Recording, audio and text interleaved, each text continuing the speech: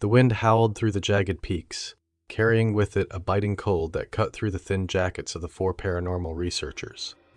Their destination loomed ahead, shrouded in mist and forgotten by time, a deserted monastery perched precariously on the edge of a cliff.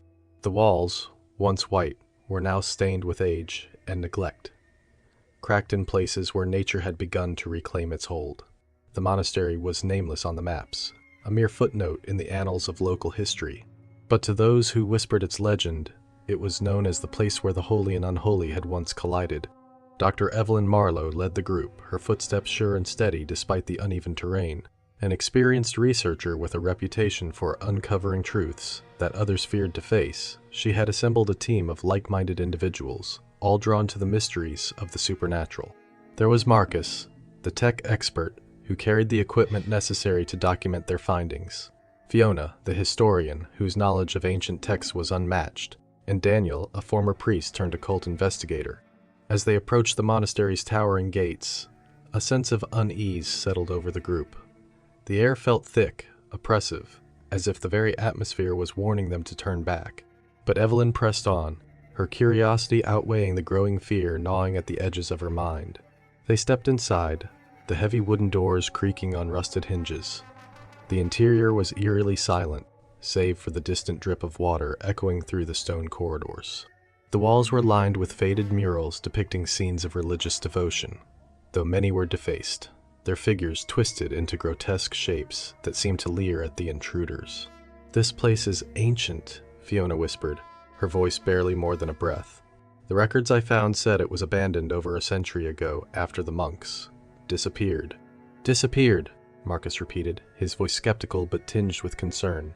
"No one knows what happened to them," Fiona replied, running her fingers over the rough stone walls. "Some say they were taken by the devil himself. Others believe they became something else. Something evil." Daniel crossed himself, his lips moving in silent prayer.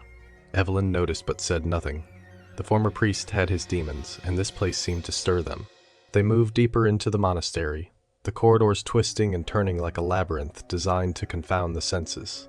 The further they went, the colder it became, until their breath misted in front of them, and their fingers grew numb. The air carried a strange odor, faint but unmistakable, the scent of decay. Finally, they reached the heart of the monastery, the chapel. The room was vast, its high ceilings supported by crumbling pillars. At the far end stood an altar draped in tattered cloth, with a massive crucifix hanging above it. But the figure on the cross was not Christ. It was something else, something that defied comprehension. Its face was a grotesque mask of agony and rage, its eyes hollow and dark, as if they had been gouged out. "Dear God," Daniel muttered, his voice shaking.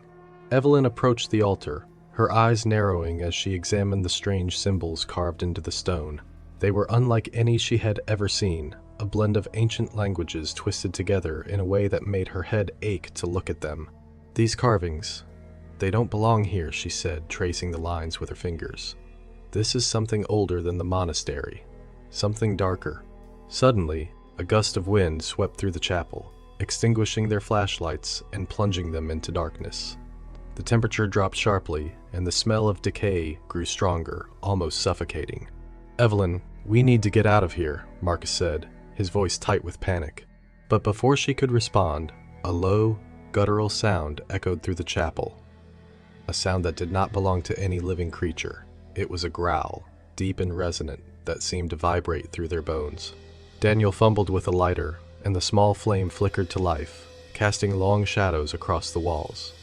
The light fell on something moving in the darkness, something tall and robed, its face obscured by a hood. It stood by the altar, motionless, but its presence was palpable, a malevolent force that pressed down on them like a physical weight. "Who are you?" Evelyn demanded, though her voice wavered. The figure said nothing, but its hooded head turned slowly toward her. Then, without warning, it lunged forward, its robes billowing like smoke as it closed the distance between them in an instant. Marcus screamed, and the lighter went out, plunging them back into darkness. In the pitch-black chapel, they could hear the sound of something scraping against stone, getting closer and closer and closer. "Run!" Evelyn shouted, grabbing Fiona's arm and pulling her toward the door. They stumbled through the corridors, their footsteps echoing in the oppressive silence. Behind them, the growling grew louder, more insistent, as if the very walls were closing in on them. But no matter how fast they ran, they could not seem to escape the sound. They burst through the monastery's gates and into the cold night air, gasping for breath. But as they looked back, they saw the figure standing in the doorway, its robes fluttering in the wind like tattered wings. And then it began to laugh, a deep, bone-chilling laugh that followed them as they fled down the mountainside. The researchers did not stop running until they reached their camp at the base of the cliff. But even then, the laughter echoed in their minds, a sound that would haunt them for the rest of their lives. As they packed up their equipment in silence, Daniel spoke, his voice hollow. That was no ordinary spirit. It was a demon monk.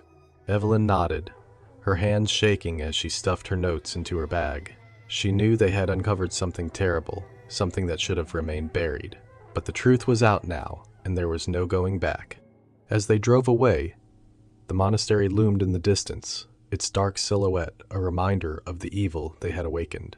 And in the shadows of the cloisters, the demon monk watched them go, its laughter fading into the wind.